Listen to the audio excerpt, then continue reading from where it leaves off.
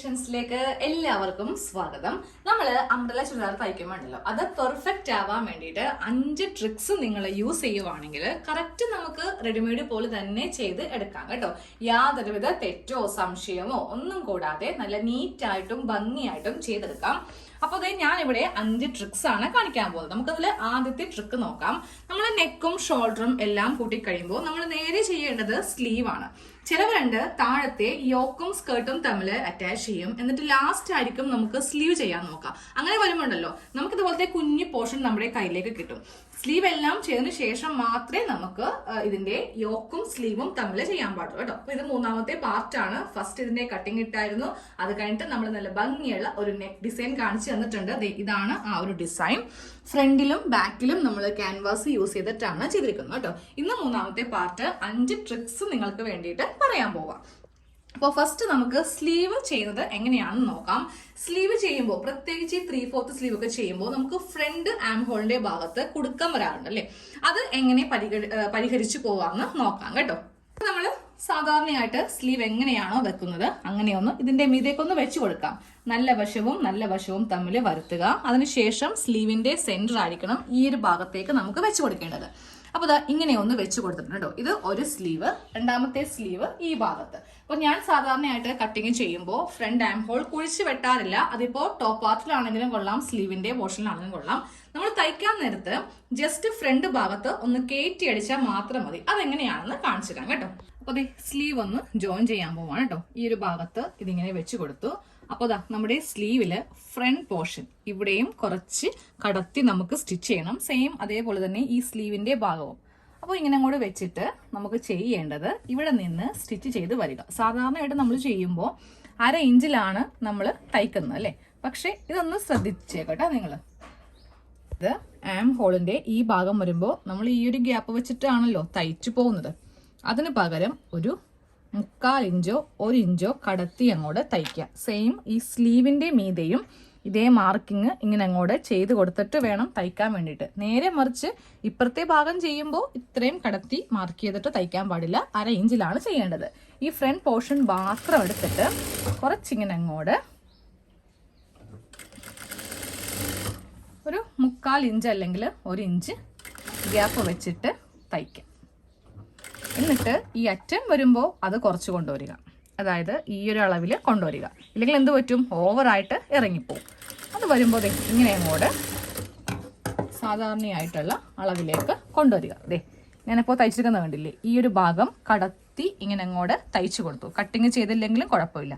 ഇങ്ങോട്ടേക്ക് വന്നപ്പോൾ സാധാരണ അളവിലേക്കാക്കി. ഇനി ഇപ്പറ ഭാഗം തയ്ക്കുമ്പോൾ അത് ഒന്ന് ശ്രദ്ധിച്ചേക്കുക. ഇതുപോലത്തെ ട്രിക്സ് എന്നൊക്കെ പറയുമ്പോഴേ നമുക്കിതൊക്കെ ഡീറ്റെയിൽ ആയിട്ട് പറഞ്ഞു തരാൻ വേണ്ടി പറ്റുള്ളൂ. ഇത് തയ്ക്കുമ്പോൾ സാധാരണ രീതിക്ക്, അതായത് 1/2 ഇഞ്ചിൽ വെച്ചിട്ട് വേണം തയ്ച്ച് എടുക്കാനായിട്ട്. ഇനി അപ്പുറത്തെ ഭാഗം കൂടെ ഒന്ന് കാണിച്ച് തരാം കേട്ടോ. ഓക്കെ, നമ്മളിപ്പോൾ ചെയ്തെടുത്ത ആം ഹോൾ ആണ് ഈ കാണുന്നത്. ബാക്ക് സാധാരണ പോലെ നമ്മൾ ചെയ്തെടുത്തു. ഫ്രണ്ട് ചെയ്തപ്പോൾ കൈക്കുഴി ഇതുപോലെ ഇങ്ങനെ കുഴിച്ചാണ് നമ്മൾ തയ്ച്ച് പോയിരിക്കുന്നത്. അപ്പോൾ ഈ ഭാഗം ചെയ്യുമ്പോഴും ഇവിടെ വേണം ഈ ഒരു അളവിൽ, അതായത് ഈ ഒരു അളവിൽ ചെയ്യണം. ഇവിടേക്ക് വരുമ്പോൾ സാധാരണ പോലെ തന്നെ 1/2 ഇഞ്ചിൽ വെച്ചിട്ട് അങ്ങോട്ട് തയ്ച്ച് എടുത്താൽ മതി കേട്ടോ. അപ്പോൾ 2 സ്ലീവും ചെയ്തെടുത്തിട്ടുണ്ട്. അപ്പോൾ നിങ്ങൾക്ക് ആം ഹോളിന്റെ ഈ ഫ്രണ്ട് ഭാഗത്ത് കുറച്ച് ചുളിവൊക്കെ വരുവാണെങ്കിൽ ഈ ഒരു മെത്തേഡ് ഫോളോ ചെയ്യാം കേട്ടോ. ഇനി നമുക്ക് രണ്ടാമത്തെ ട്രിക്ക് നോക്കാം.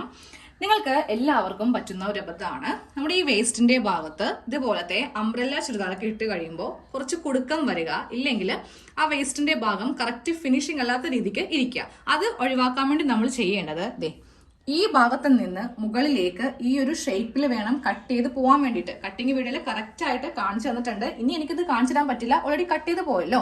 അപ്പോൾ സ്ട്രെയിറ്റ് ആണ് ചെയ്തതെങ്കിൽ, സ്ട്രെയിറ്റ് ആണെങ്കിൽ നമുക്ക് ഈ ഭാഗം വരെ തുണി വന്ന് നിൽക്കും.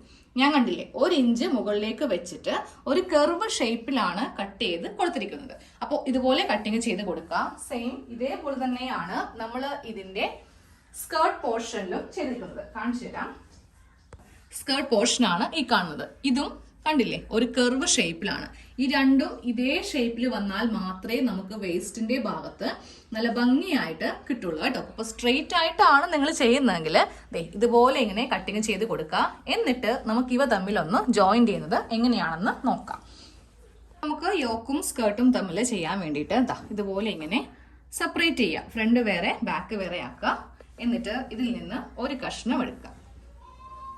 ഒരു ഭാഗം എടുത്തിട്ടുണ്ട്. രണ്ടിന്റെയും സെന്ററും ഒരുമിച്ച് വെച്ചിട്ടായിരിക്കണം നമുക്ക് ഇതൊന്ന് അറ്റാച്ച് ചെയ്ത് കൊടുക്കേണ്ട കേട്ടോ. അപ്പൊ ഇങ്ങനെ അങ്ങോട്ട് വേണം വെക്കാൻ വേണ്ടിയിട്ട്. അതായത് ഇതിന്റെ മീതക്ക് ഇതിങ്ങനെ വെച്ച് കൊടുക്കുക. രണ്ട് സെന്ററും ഒരുമിച്ച് വെക്കുക. ഫസ്റ്റ് ഇവിടെ നിന്ന് ഇങ്ങനെ തയ്ച്ച് തുടങ്ങിയിട്ട് വേണം ഈ ഭാഗം ഒന്ന് തയ്ക്കാൻ വേണ്ടിയിട്ട്. ആദ്യം ചെയ്യാൻ പോകുന്നത് ഫ്രണ്ട് പാർട്ടാണ് കേട്ടോ. ബാക്ക് പാർട്ട് രണ്ടാമത് ചെയ്താൽ മതി. കാര്യം അതിൽ ഒരു കാരണമുണ്ട്. അപ്പോൾ ഫ്രണ്ട് നമുക്കിങ്ങനെ ഒന്ന് ചെയ്ത് എടുക്കാം. ഈ ഒരു രണ്ട് സെന്ററും ഒരുമിച്ച് ഇങ്ങനെ വെച്ചിട്ട് 1/2 ഇഞ്ചിൽ തയ്ച്ച് നമ്മൾ ഇവിടെ കൊണ്ടുവന്ന് നിർത്തുക. ഇവിടെ കൊണ്ടുവന്ന് ഒന്ന് കെട്ടിട്ട് വേണം നിർത്താൻ വേണ്ടി, ഇല്ലെങ്കിൽ ആ സ്റ്റിച്ച് അഴിഞ്ഞു പോകും. എന്നിട്ട് വേണം ബാക്കിയുള്ള ഈ ഭാഗം കൂടെ ഒന്ന് തയ്ക്കാൻ വേണ്ടി. അപ്പോൾ നമ്മുടെ ഫ്രണ്ട് പാർട്ടില് യോക്കും സ്കേർട്ടും തമ്മിൽ ഈ ഒരു ഷേപ്പിലാണ് നമ്മൾ ചെയ്തിരിക്കുന്നത് അല്ലേ. ഇനി ബാക്കിൽ ചെയ്യാം കേട്ടോ. ഇത് മൂന്നാമത്തെ ട്രിക്കാണ്. അതായത് നമ്മൾ ഇതേപോലത്തെ അംബ്രല ഇട്ട് കഴിയുമ്പോൾ ബാക്കിൽ ഇങ്ങനെ പൊങ്ങി നിൽക്കും. ഒത്തിരി പേർക്ക് വരുന്ന ഒരു ബുദ്ധിമുട്ടാണ്. അതായത് ഈ വേസ്റ്റിന്റെ ഭാഗത്ത് കുറെ തുണി ഇങ്ങനെ ചുളിങ്ങി നിൽക്കും അല്ലെ. അപ്പൊ നമ്മൾ ചെയ്യേണ്ടത് അംബ്രല തയ്ക്കുമ്പോണ്ടല്ലോ ബാക്കിൽ 2 ടക്സ് ഇട്ട് കൊടുക്കുക. ഫ്രണ്ടിൽ വേണ്ട. ഫ്രണ്ടിൽ കറക്റ്റ് നമുക്ക് ഫിക്സ് ആയിട്ട് ഇരുന്നോളും. ബാക്കിൽ മാത്രമാണ് നമുക്ക് ഈ 2 ഭാഗത്ത് 2 ടക്സ് ഇടേണ്ടത്. അപ്പോൾ അത് എങ്ങനെയാണെന്ന് കാണിച്ചു തരാം. നേരെ ഇതിന്റെ സെന്റർ ഭാഗം ഓൾറെഡി നമ്മൾ ഇവിടെ ഇങ്ങനെ കട്ട് ചെയ്ത് കൊടുത്തിട്ടുണ്ട്. അപ്പൊ ഇതാണ് ഇതിന്റെ സെന്റർ പോർഷൻ. ഈ സെന്റർ പോർഷനിൽ നിന്ന് നമുക്ക് ഇങ്ങോട്ടേക്ക് ഒരു 3.5 ഇഞ്ച് ഇവിടെ ഇങ്ങനെ മാർക്ക് ചെയ്ത് കൊടുക്കുക. സെയിം അതേപോലെ തന്നെ ഇവിടെ നിന്നും ഇങ്ങോട്ടേക്ക് 3.5 ഇഞ്ചിൽ മാർക്ക് ചെയ്യുക. എന്നിട്ട് നമുക്ക് മുകൾ ഭാഗത്തേക്ക് 3 ഇഞ്ച് ലെങ്ത്തിലാണ് ടക്സ് വേണ്ട കേട്ടോ. 3 ഇഞ്ചിൽ ഇങ്ങനെ ഒരു ലൈൻ ഒന്ന് മാർക്ക് ചെയ്ത് കൊടുക്കുക. ഇങ്ങനെ ഒരു ലൈൻ മാർക്ക് ചെയ്ത് കൊടുത്തിട്ട് ഇപ്പറേക്കും 1/2 ഇഞ്ച്, ഇപ്പറേക്കും 1/2 ഇഞ്ച്. അത് നിങ്ങൾക്ക് അളവറിയില്ല എന്നുണ്ടെങ്കിൽ ഇങ്ങനെ വെച്ചിട്ടൊന്ന് മാർക്ക് ചെയ്ത് കൊടുത്താൽ മതി. ഇവിടെ നിന്ന് 1/2 ഇഞ്ച് ഇങ്ങോട്ടേക്ക് ഇങ്ങനെ വെച്ചിട്ട് മാർക്ക് ചെയ്തിട്ട് നമുക്ക് ഇങ്ങനെ അങ്ങോട്ട് വരച്ചു കൊടുക്കുക. എന്നിട്ട് ഇതിങ്ങനെ വെച്ചിട്ട് ടക്സ് വരക്കുക കേട്ടോ.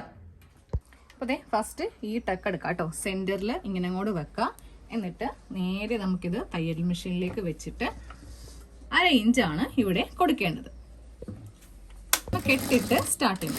എന്നിട്ട് നേരെ കൊണ്ടുവന്നിട്ട് ഇവിടെ ഒന്ന് കെട്ടിട്ട് കൊടുക്കുക.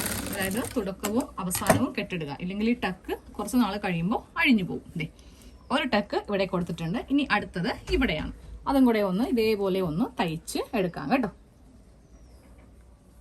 അപ്പോൾ ബാക്ക് പാർട്ടിൽ നമുക്കിവിടെ കറക്റ്റ് ഫിറ്റ് കിട്ടാൻ വേണ്ടിയിട്ട് 2 ടക്ക് ഇതുപോലെ ഇട്ട് കൊടുത്തിട്ടുണ്ട്. ഇനി വേണം ഇതിന്റെ യോക്കും സ്കേർട്ടും തമ്മിൽ അറ്റാച്ച് ചെയ്യാൻ വേണ്ടിയിട്ട്. അപ്പോൾ ചെറിയ ഒരു വ്യത്യാസം ഇവിടെ സൈഡിൽ ഉണ്ടാവും കേട്ടോ. പക്ഷെ അത് കാര്യമാക്കേണ്ട കാര്യമില്ല. അതായത് സെന്ററും തമ്മിൽ വെച്ചിട്ട് വേണം ഇതും ഒന്ന് ജോയിന്റ് ചെയ്യാൻ വേണ്ടിയിട്ട്. ഞാൻ ആ വ്യത്യാസം കാണിച്ചു തരാം കേട്ടോ. ഫസ്റ്റ് ഞാൻ ഇതൊന്ന് ജോയിന്റ് ചെയ്ത് എടുക്കട്ടെ. ഈ ഒരു ഭാഗം ഇങ്ങനെ തയ്ച്ചെടുത്തു. കണ്ടില്ലേ, ഇത്രയും വ്യത്യാസം നമുക്ക് വരും. കാരണം ഈ ടക്ക് ഇട്ടത് കൊണ്ടിട്ടാണ് ഇവിടെ ഇങ്ങനെ വ്യത്യാസം വരുന്നത്. പക്ഷെ അത് ഒരു കുഴപ്പവും. യാതൊരു തരത്തിലും നമ്മുടെ ഫിറ്റിനെ അത് ബാധിക്കില്ല. ബാക്ക് പാർട്ടാണ് നമ്മളിപ്പോൾ ഇവിടെ ഇങ്ങനെയൊന്ന് തയ്ച്ച് കൊടുത്തിരിക്കുന്നത്. ഇവിടെ ഇങ്ങനെ 2 ടക്സും ഉണ്ട്. അപ്പോൾ ഈ ട്രിക്കും കഴിഞ്ഞു. ഇനി അടുത്ത ട്രിക്ക് പറയാം.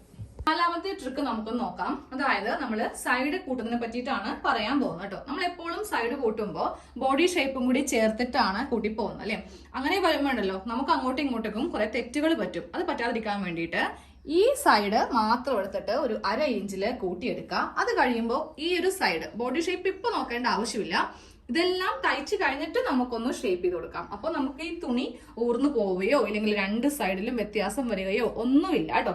അപ്പൊ ഈ വേസ്റ്റിന്റെ ഭാഗത്തൊക്കെ നമുക്ക് 2 ഇഞ്ചാണ് നമ്മൾ ലൂസ് കൊടുത്തിരിക്കുന്നത്. അതിങ്ങനെ വെച്ചിട്ട് മാർക്ക് ചെയ്യാം. അതുപോലെ ചെസ്റ്റ് മാർക്ക് ചെയ്യാം.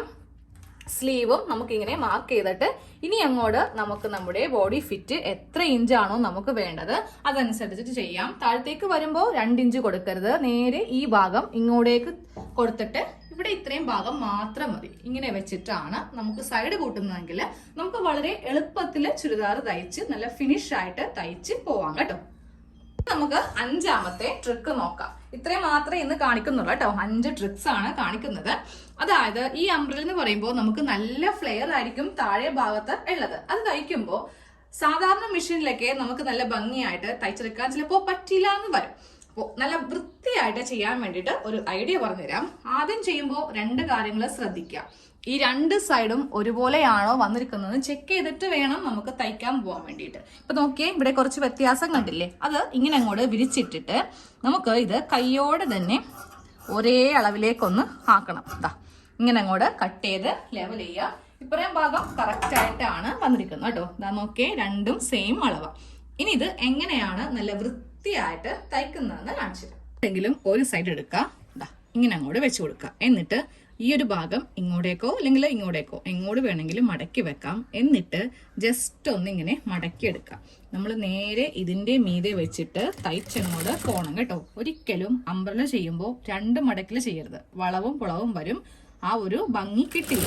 ഇങ്ങനെ അങ്ങോട്ട് വെച്ച് നമ്മൾ നേരെ ഈ ഒരു വളവനുസരിച്ചിട്ട് ഇതാ കണ്ടില്ലേ, ഓരോ ഭാഗത്തും നമ്മൾ കൈക്ക് വെച്ചിട്ട് ഇങ്ങനെ ഇങ്ങനെ ചെറുതായിട്ട് ഇങ്ങനെ വളച്ച് വളച്ച് അങ്ങോട്ട് തയ്ച്ച് പോകണം. ഈ ഒരു മടക്കില് ഞാനപ്പോൾ ഇവിടെ നിന്ന് തുടങ്ങിയിട്ട് ഇവിടെ കൊണ്ടുവന്ന് നിർത്തിയിട്ടുണ്ട്. ഇനി വീണ്ടും ഒരു മടക്കും കൂടെ ഇങ്ങനെ ചെയ്യുവാണെങ്കിൽ മാത്രമേ നല്ല ഭംഗിയായിട്ട് നമുക്ക് താഴെ ഭാഗം കിട്ടുള്ളൂ. താഴെ ഭാഗം ഇതുപോലെ ചുരുണ്ടു പോവാതെ നല്ല നീറ്റായിട്ട് കിട്ടണമെങ്കിൽ നമുക്ക് 2 തവണയായിട്ട് തയ്ച്ച് കൊടുക്കേണ്ടി വരും കേട്ടോ. എന്നാൽ മാത്രമേ ഇതുപോലെ ഇങ്ങനെ കിട്ടത്തുള്ളൂ. ഈ ഒരു ഷേപ്പ് അനുസരിച്ചിട്ട് നമുക്കിങ്ങനെ അങ്ങോട്ട് തയ്ച്ച് എടുക്കാം. അപ്പോൾ ഇനി മുതൽ അംബ്രല്ല ടോപ്പൊക്കെ ചെയ്യുമ്പോൾ ഇതേപോലത്തെ കുറച്ച് ടിപ്സ് ഒക്കെ നിങ്ങളൊന്ന് ട്രൈ ചെയ്യുക. അപ്പോൾ നല്ല ഫിറ്റ് ആയിട്ടുള്ള കറക്റ്റ് റെഡിമെയ്ഡ് പോലെ തന്നെ ഇരിക്കുന്ന ഫിറ്റ് ആയിട്ടുള്ള ചുരിദാർ നല്ല ഭംഗിയായിട്ട് നമുക്ക് ചെയ്ത് എടുക്കാം. താങ്ക്